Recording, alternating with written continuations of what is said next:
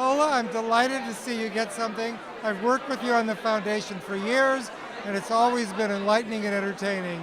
Good work. Well deserved and long overdue. She does wonderful things for the county, so does the Community Foundation. And look at this turnout here. It's just great. Lola, congratulations today on getting the award from the Community Foundation. It is well deserved. You are a wonderful community supporter, and we're all grateful to have you here in Arlington, and look forward to continuing to work with you and have you continue to be a strong leader in our community. Congratulations, Lola. Congratulations, Lola. Well deserved. Congratulations, Lola. Lola, proud of you. Good girl. I'm very pleased that the Carruthers Foundation has been so generous to the Community Foundation over the years. We've had 3 generations of the Carruthers family involved with the Community Foundation. We really appreciate that.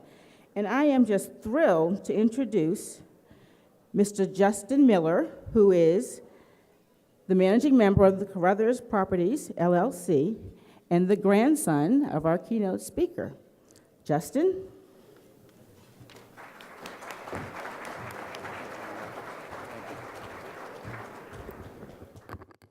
I'm not used to speaking to crowds this small. So I'm actually pinch hitting for my Uncle Steve, who's up at Mayo Clinic having shoulder surgery over the next couple days for a full shoulder replacement. So if you see him around town, you already know the story and you can give him a punch in the shoulder. So I have the honor and privilege of introducing today's keynote speaker. He also happens to be my grandfather, so I get to call him Granddaddy. He's an Oklahoman by birth, but a Virginian by choice. He's often said that, and I don't want Governor Keating to get upset, because he still has a very fond place in his heart for Oklahoma, and we've all been back there to see where he grew up.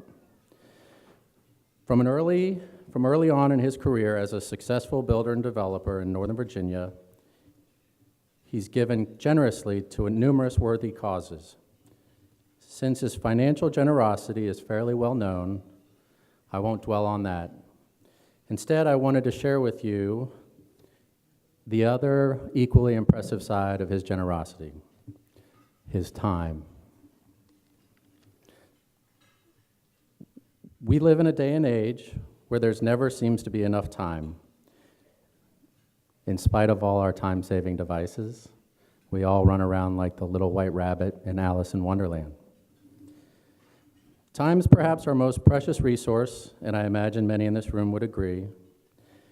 So knowing that and watching my kids grow up and feeling like I'm in a speeding time warp, I truly marvel at all he accomplished by virtue of sharing his time and energy.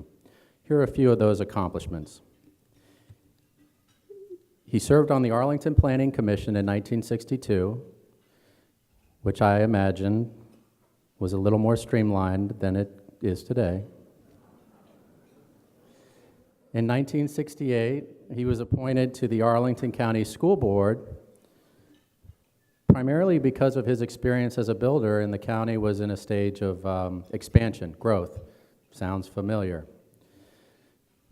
One of the highlights of his time on the board was devising the Carruthers Cook Plan, and that was the plan that ended up building TJ Junior High School with the community and rec center and theater that we're all familiar with. So growing up, I kind of took it for granted, but at the time, it was kind of forward thinking, very visionary.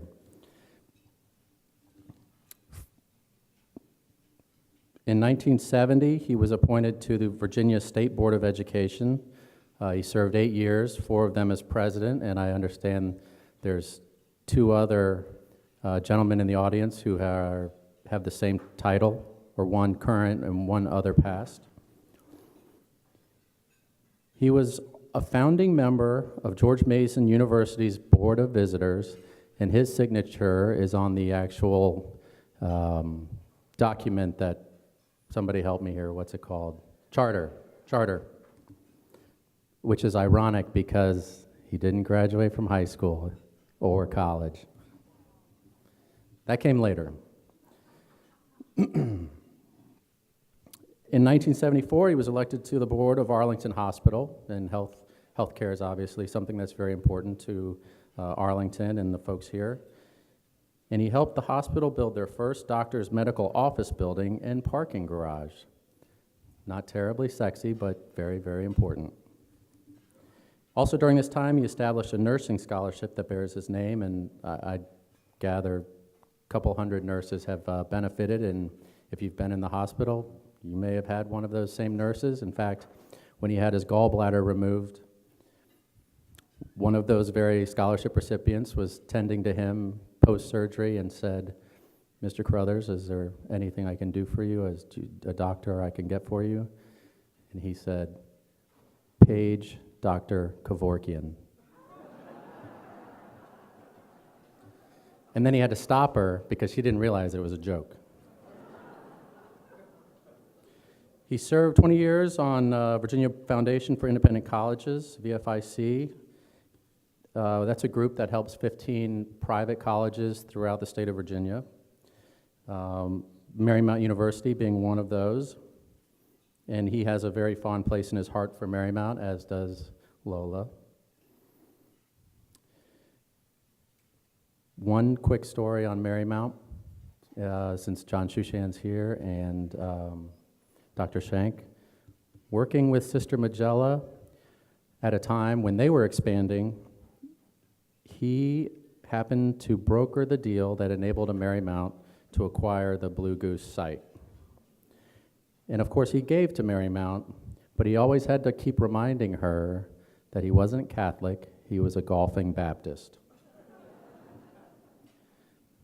Nevertheless, he's just a tremendous guy with a wonderful heart, and it's amazing everything he achieved because it never shortchanged any of the family. I mean, the family was always first and foremost, and whether you're a child, a grandchild, or a great-grandchild of his, he's always available. But to sum up, his time commitment, when he saw a problem to be solved, he tackled it.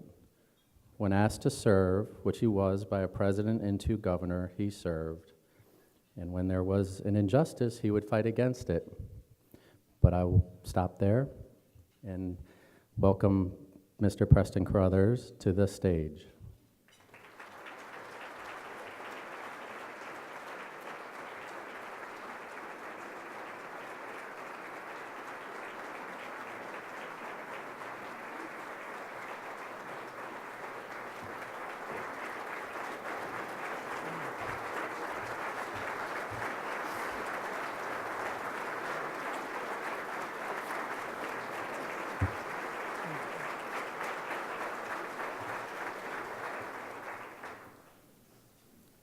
First, I've got to stop crying.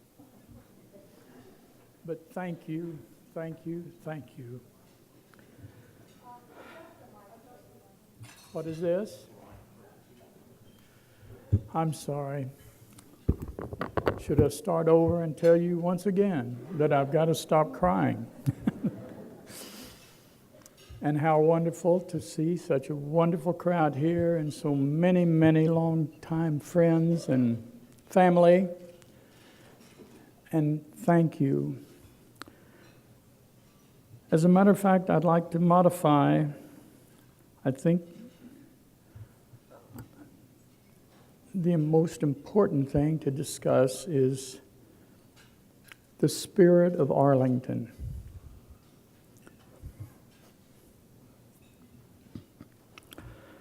And I have a number of words, but I'd like to tell you a little story about the amazing and wonderful thing that happened to me in life of finding Arlington. And if you will bear with me, I'd like to just share with you. Now, there may be some Oklahomans here. I know there's one very precious Oklahoman. Would she please stand, Helen?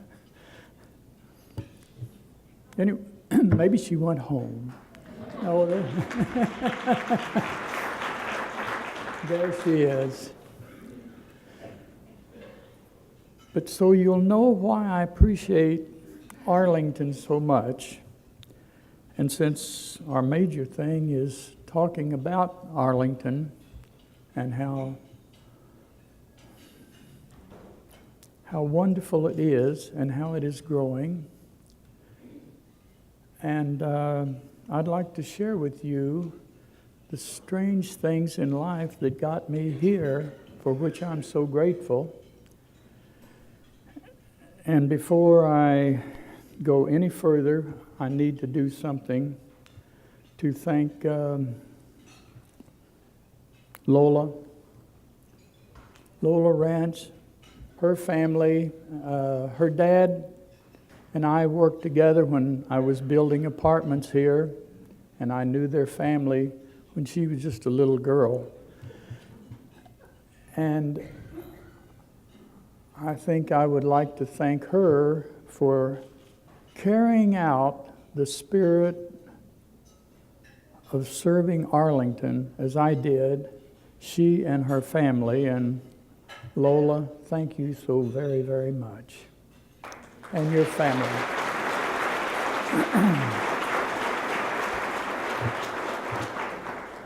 Then there's the matter of how did I happen to find Arlington?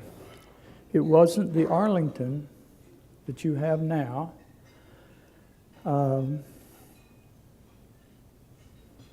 As a matter of fact, I was born not in Oklahoma, but my father had been quite ill, and he worked for Sinclair Oil, and they recommended, he was working in Oklahoma, and they suggested that he go to Colorado, and they allowed him to go to Colorado because it would be better for his health. So we, our family of my sister, and I hope you know my sister, Lorraine Snell. Some of her children are here.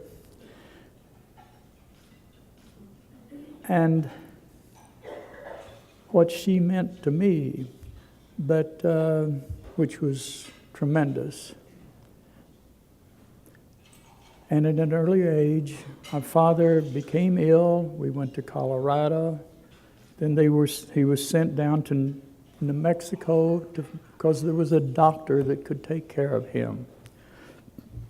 So we were there, but it didn't work, and he died, leaving my mother just prior to the Great Recession that set in thereafter, but leaving my mother with my sister, Lorraine Snell, myself, and a 23-day-old baby. And their first challenge was to get back to Oklahoma. Of course, they relied on family, and they didn't let them down, and they returned to Tulsa. But Tulsa wasn't quite like Virginia today, as are very few places. And it was a matter and a struggle for my mother.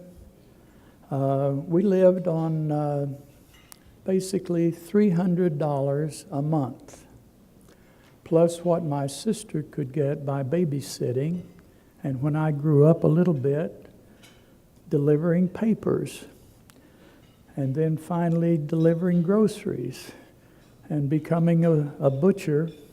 And I worked behind the counter as well as slaughtering, and it was a matter of growing up. And we finally made it.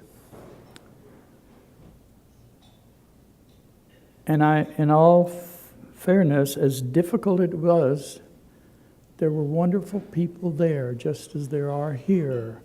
And I was able to attend Arlington Will Rogers High School. So the community, what it contributes, as that community contributed to me, is so important in people's lives, and I'm so proud, and it's a reason that I was so anxious to help Arlington do the very same things that I enjoyed in Tulsa, Oklahoma, that made it possible for me to come along. And then my mother became ill. Fortunately, my big sister graduated from high school, and she became our caregiver. And she looked for a place to go, and where she could get a job that earned more.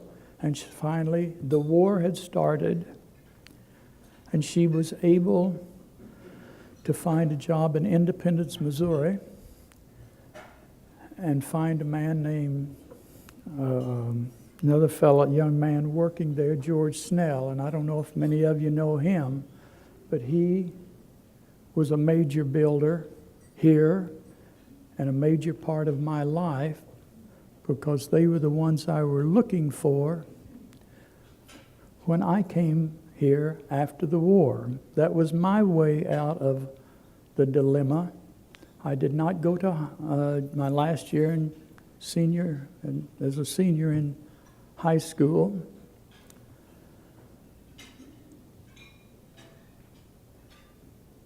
I decided that I had to find a way out of my plight, and so I joined the Navy at a very young age, World War II. And as I left Oklahoma without finishing high school, which was a kind of stupid, but it was my way, and it was the way I saw that I could do things. And I went into the Navy, and it was a different change of my life. I would never seen anything quite like that. They first sent me down to boot camp and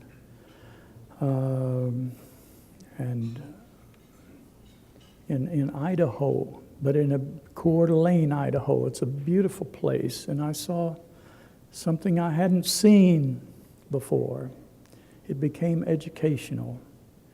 From there, I was told that I should take any schooling that I could possibly get, and the only thing available was Corps school, and so they made a corpsman of me. And there in Idaho, and by the way, I'd take liberty and go travel every time I possibly could to see the other parts of the world that I had never seen before, and it was so beautiful. Then they shipped me off to across country to New Hampshire, and up in New England, and that was a new America for me. In crossing, I did spend a night in Chicago. I was traveling by myself, and that was a joy. And then on up into New England, where I served as a corpsman in the Navy base there. And then down to,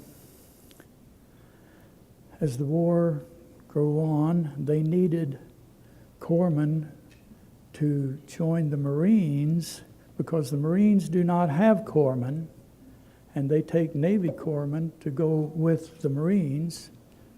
And they took me down to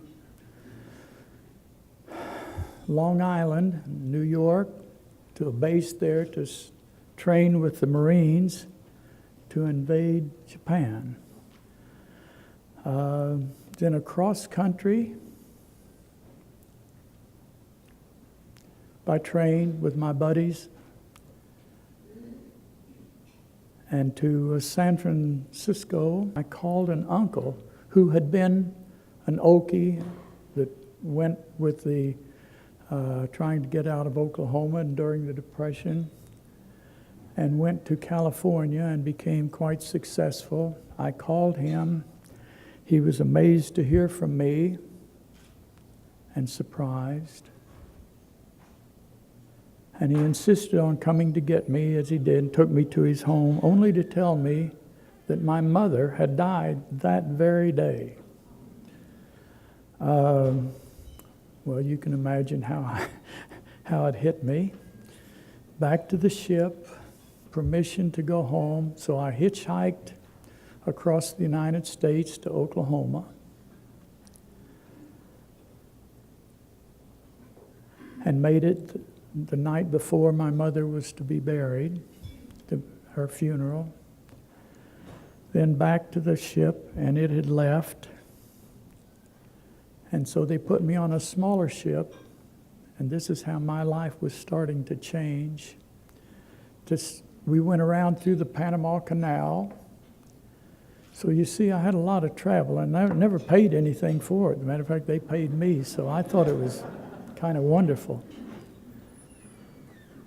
And we came up to Norfolk, and my buddies and I, as usual, got a car. One of them, his dad had sent him a car, and so we were able to take that and drive around, and I got to see Virginia. And I fell in love with it. I thought how wonderful it was, and vowed to come back. So after about 3 more months in the service, serving, and yet another ship, but staying in the States. But I came back, and my sister and my brother-in-law, after they had done their service helping build the bomb, my brother-in-law, who wanted to go in the Navy, but they wouldn't accept him because he had bad vision. And so they didn't take him in, but after he had done this, he was allowed, and they took him into the Navy, but they didn't send him out to the Pacific as he had envisioned. They sent him to Washington, D.C., and he in turn and my sister found Arlington, Virginia. And they fell in love with it then, and they told me about it. And so when I was discharged, I came to Arlington. And like my brother-in-law, I was dumbfounded. Now, it wasn't the Arlington you see today. If you can imagine that, from Glebe Road, we're on one side of Glebe Road. The other side, going way out, was plains and meadowlands, and it wasn't the Arlington that we know today. And in fact, it was my brother-in-law, being very far-sighted, knew that they were going to need some building. And so when I came out, and I came right to Arlington, and like them, I was dumbfounded and got ready, and we started building his first house. I had yet to go to college, but it was summer, and we started building his first house. And it was a learning experience for both of us. He hadn't built a house in either, but he is a good engineer. And the joy of doing that and being a part of it and getting the feel of Arlington County was just something so dumbfounding to me. I decided that this was the rest of my life, and that's what it has been. I may take vacations and travel here or there and go back and visit Oklahoma, but Arlington is my home, and I have struggled to help make it a better place for others. Of course, I couldn't contribute money earlier as I could later, but fortunately, just like Lola's mom and dad, we built buildings. Some of his buildings are built very close to some of our apartment buildings. And it has been just a wonderful life and a wonderful experience. And I have other things that I could tell you and read to you, but I think I probably over-talked my time already. But just tell you how lucky we all are to live here, and to encourage you to do just the things that this community project does, assist others to help them be the kind of Arlington that I found and have enjoyed all of my life. And it's been a wonderful experience. And thank you all for being here. And it isn't a normal speech you might expect, but it's a story that in many ways is so unique and beautiful. And thank you all for bearing with me.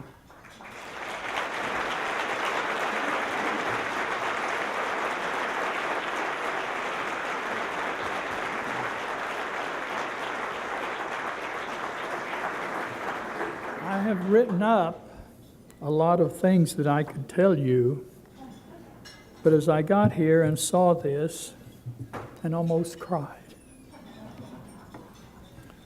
I thought you might enjoy that story more than hearing me telling you about doing what you're already doing, giving to others, helping others. And all I can say is, good for you, and I will applaud you and keep doing it.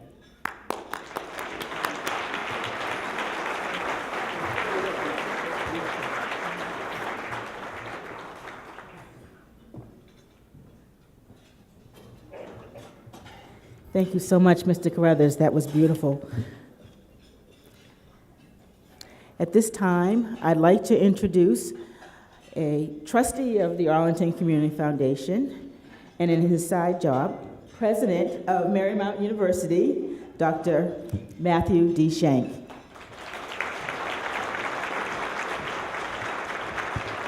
Good afternoon, everyone. Before I introduce Lola, I would like to take a moment and thank Mr. Carruthers once again, and I want to thank him for being such a great role model. There is not a person that I've met that shows more humility, more grace, and the value of hard work than Mr. Carruthers. So it was awesome to hear him today. So one more round of applause.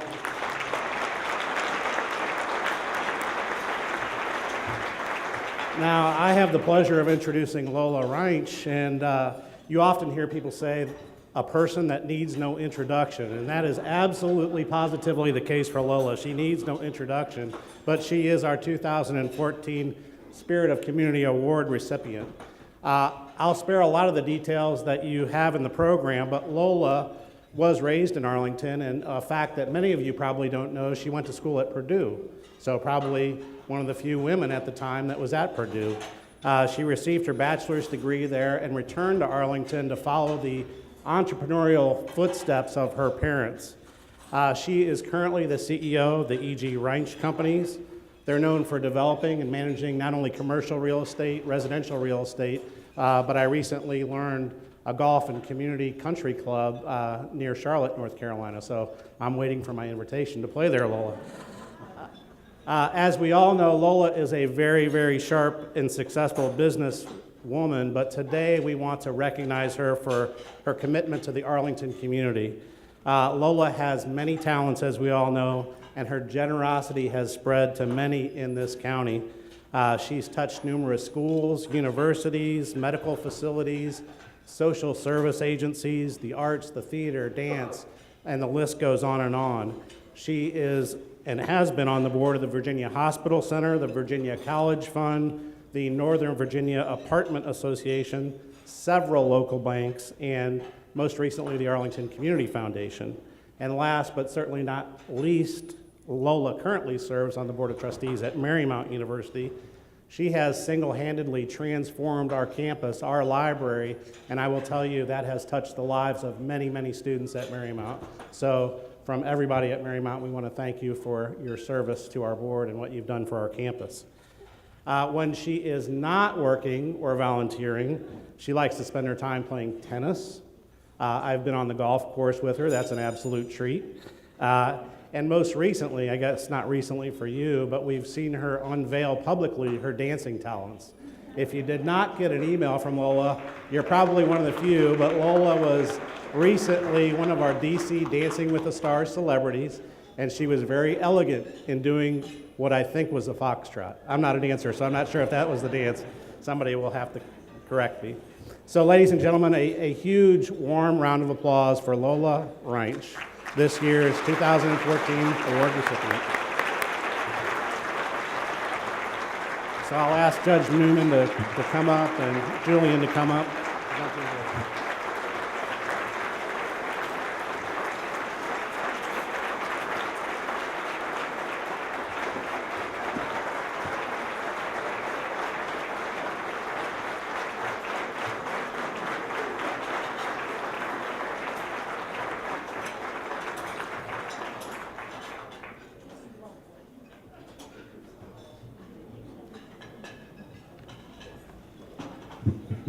It falls to me the great honor to present this year's Spirit of Community Award to Lola C. Reinsch. Lola and I, you have been with the foundation since the very beginning and has worked tirelessly, given totally of her time and more importantly of her resources, not only to the Community Foundation, but to so many other worthy charitable organizations in the community. I'd like to read to you this, what the plaque says. Lola C. Reinsch has shared her talents and resources generously with many Arlington organizations, businesses, and residents. Through her family foundation, she strengthens the missions of many Arlington nonprofits, as well as organizations regionally and internationally. With her commitment of time and financial gifts, she has touched the lives of many people by providing access to new medical facilities and equipment, underwriting college scholarships and professorships, funding lecture auditoriums, and spearheading the development of a university library through a matching gift campaign. Ms. Reinsch is a pillar of the community in business and private philanthropy. In recognition of Ms. Reinsch's selfless dedication to volunteerism, philanthropy, and community in Arlington, the Arlington Community Foundation honors her with the 2014 William T. Newman Jr. Spirit of Community Award, November 12, 2014. Congratulations.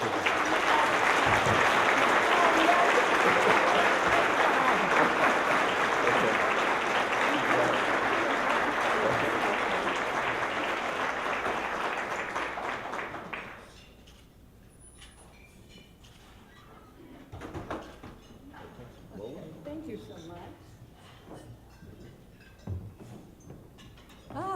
Well, I'm so thrilled to be here and really so very, very touched to receive this award today.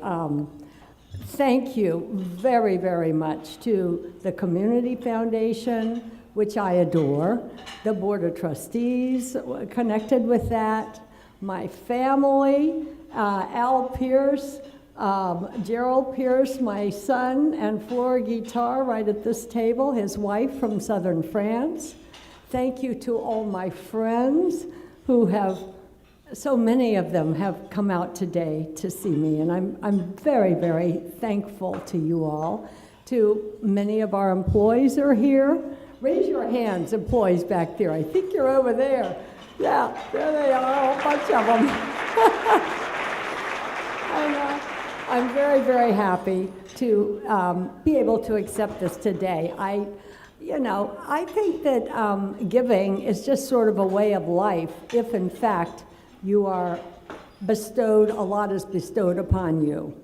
I'm going to try to keep this short because most speeches are a little bit like saltwater taffy.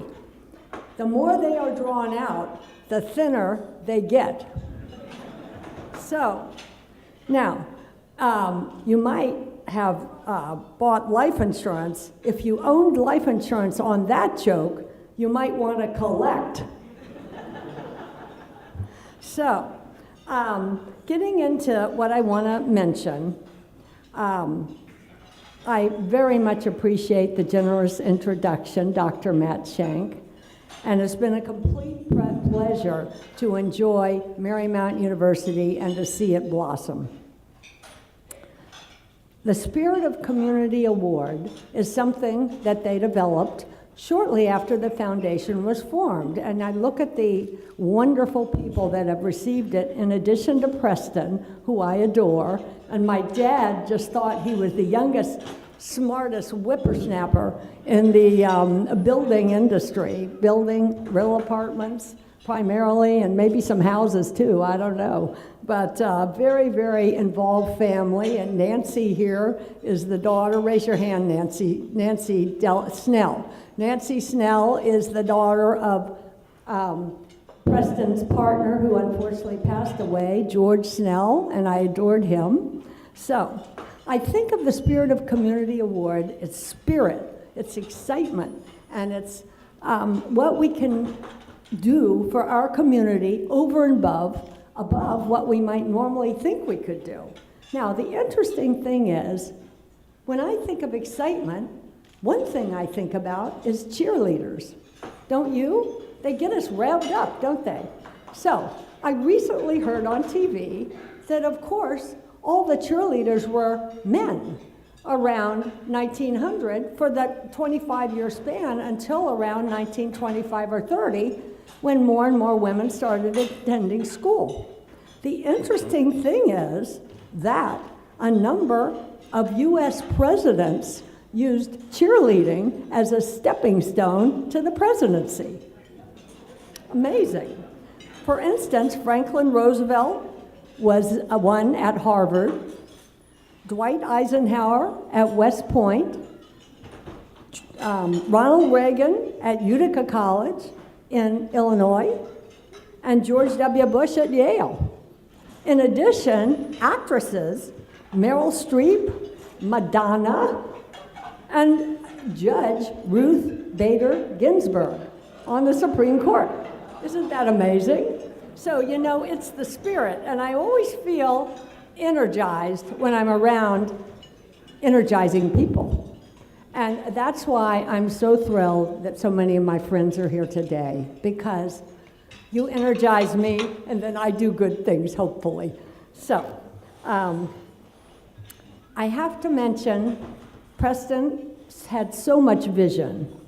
He and George Snell, his brother-in-law.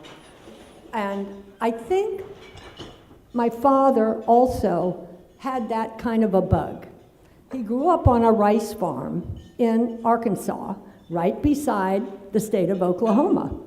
And he was, his grandfather had come over, his grandfather had come over from Stuttgart, Germany, and they named the town Stuttgart. And it was in the mid-1800s. They went out there by ox cart. So it was all rice farming, and not too big of a town. It's well known now because it's the duck calling community of the nation, and people might have heard of that. So anyway, his parents divorced when he was about 7, and then he was sent to the Kentucky Military Academy, where he told me many occasions for doing little bad deeds, he had to walk the bull ring. It was a bull ring there where you had to just trudge around and around and around. That was punishment. Well, he got out of that sort of a situation and went to Wharton School, undergrad, and he didn't have much money, but he got through in 3 years. So he then decided he loved the financial arena and the real estate arena. He thought he'd go to New York City with the slippery bad boys up there, making deals, all of that. He said, well, if you can deal in New York City, you'll probably be able to be okay anywhere. So he did, and the reason why he learned of Arlington, they put the company, Harmon Real Estate Company, put him on the train to Arlington to sell lots to builders right on the Clarendon corridor. So you can see some of those homes. This is before the stock market crash. This is probably about 1927, 28. Things were flying high. So he loved Arlington. He thought, wow, this is my place. But it took him 10 more years to get here. He was supporting his mother, his sister, and his sister's husband. He ended up being top salesman with this real estate company, which went around the East Coast, primarily New York and the Northeast, I think. And then, of course, we had the crash, the Great Depression. Everything dried up. You know, nobody did anything. Remember our little recessions, nobody does anything. What was described in the Roosevelt series right on TV recently, it was like 100,000 people in a stadium every single day getting fired. All those people would be fired for 3 solid years, every single day. 365 days times 3, that's how many people were out of work that had good jobs when the Depression came. So I didn't understand how very, very big it was.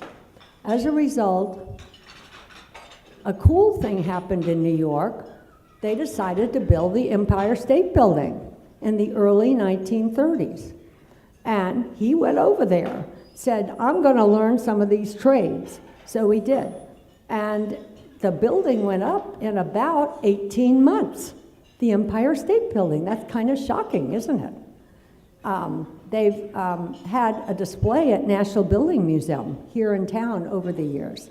So he learned the trades, he worked a few other jobs. He himself got fired somewhere around the mid to later 30s. He said, when you get fired, it might be the very best thing that ever happened to you. So he came here to Arlington, he came to Washington, and tried to do some construction work, all of that. The war came. He remodeled houses in Georgetown, and because you could not get building materials, and he met my mother, who happened to be just arrived, really, from South Georgia. And he met her at a dance, YMCA, cool. And the first date, which I love this idea, because right here in Arlington, he took her to National Airport. He had lawn chairs in the back of the car. He was the only person that any of her friends knew that owned a car at that time, in 1941. And he had lawn chairs, he had a bottle of wine, he had cheese, and they watched the planes. How romantic. That was a good thing to do. So she eventually married him, and then they settled here in Arlington very, very early. And I have to thank my friends at Virginia Hospital Center, because I think the hospital doors opened in 1944. Is that correct, Jim Cole? Jim, stand up and take a bow, the CEO of our wonderful Virginia Hospital Center. Well, they supported it always, and it's a fabulous hospital. It's one of the top 100 hospitals? Is that what it is? Yes, which is pretty snazzy, because most every city has several hospitals, and that's really, really good to have this right here in our community. Over the years, my father helped the hospital with he was on committees for the hospital and the board and all of that. I've been on the board of the hospital, and I've enjoyed it immensely. Everyone over there is a joy to work with, as is Marymount. Al Pierce here at this table, Al, I don't know whether you want to stand or raise your hand. He designed the library over there on the Marymount University campus, which he brought in as the commercial architect early, under budget, in 1989. That's when we had the grand opening at the Parents' Weekend, and well, by the spring of 1990, Do you know what happened? We had a big recession. Maybe not quite as big as this one, but it hurt a lot of people in this room. So things, cycle here, cycle there. I've loved working with different facilities in Arlington. I love supporting the theaters in the area. I'm active, particularly with Arena Stage. I love, as you know, I love the fashion industry. I used to work in the fashion world in my 20s in a traveling job. And I'm helping them with the costume department over there. I love going to all the other theaters. That costume department, by the way, works with the other theaters in the area.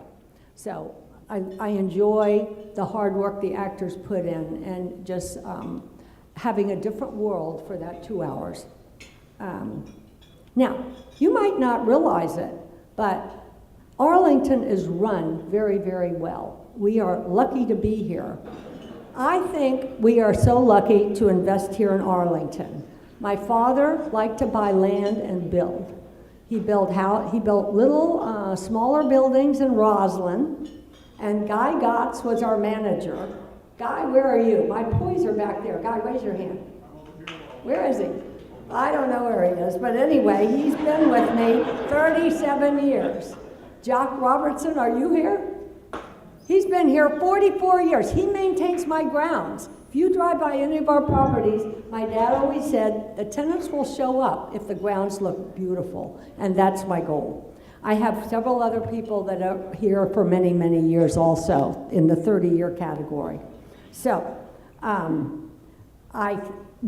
my father, when he built 40 houses, when I was a small child, at the corner of Irving and 2nd Street South, they're 2-story colonials. They go up to Route 50, and then he cut Hudson Street. He had 2 money partners. Those guys immediately sold the houses in 1950 for $20,000 each. My dad said, oh no, I'm not selling them. I want to rent them.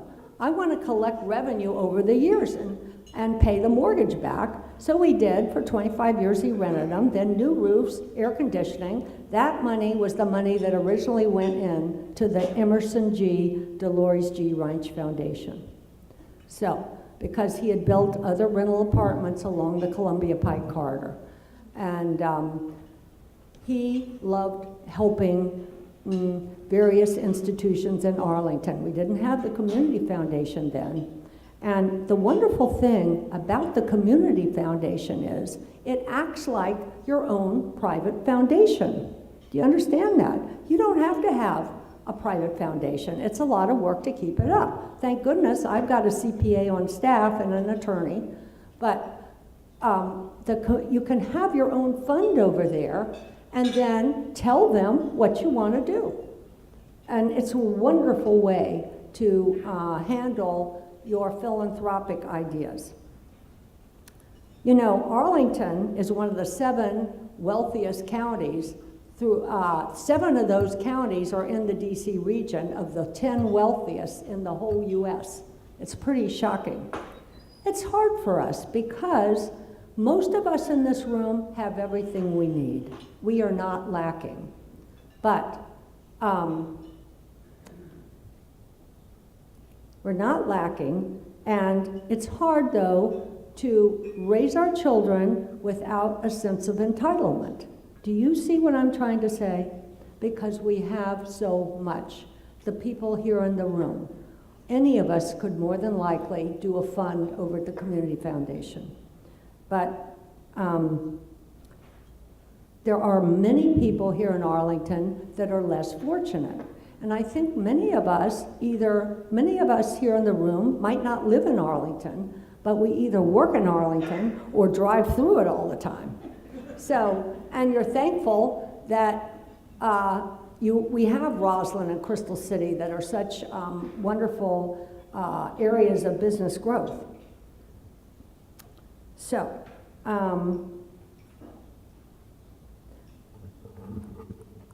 I worked very hard with my 2 children not to have that feeling of entitlement. I wanted them to spread their wings and find a job that they loved and do it. When I was a little girl, my mother let me take the bus when I was 12 to Shirlington. For my sewing lessons, I went through Shirlington Road. I didn't know anything about that, but that is where some of the poverty existed at the time in Arlington and still does. So it was a wake-up call for me to think about that everybody doesn't have what we have. And that's the strength of the Community Foundation. It's a conduit.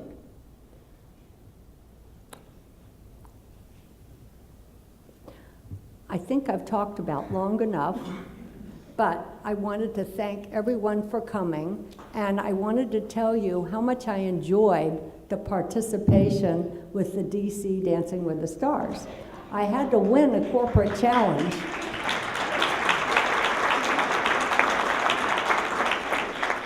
I had to win a corporate challenge in order to even be in it, because the sports heroes and the TV personalities, everybody knows who they are.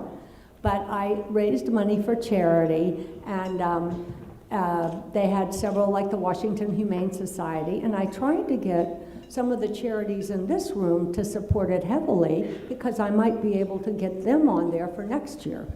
It was a wonderful experience.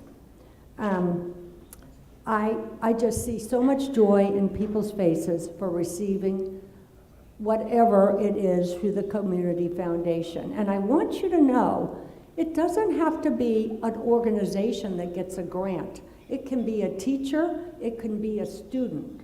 And we heard earlier about how Susan Duke arranged the high school students to work on some of these grants. They are very, very good at reading the grants, and we award a number of grants every year. So what I'm saying is, if somebody has a cool idea to help form community in Arlington, this is the place to come. And I can't say anything more about it. I do see Leslie over there. Leslie, stand up, Leslie Smith Ariel. Leslie is the person who brought me into this, and she was a founding director. I was not. But Leslie's, if you're driving up the street here, our properties are at Courthouse Road, Dorchester Apartments, and her father and grandfather built the properties on the other side of the road there. And so I'm very happy to see you, Leslie. Thank you so much for my entree into this fabulous group. Thank you all for coming.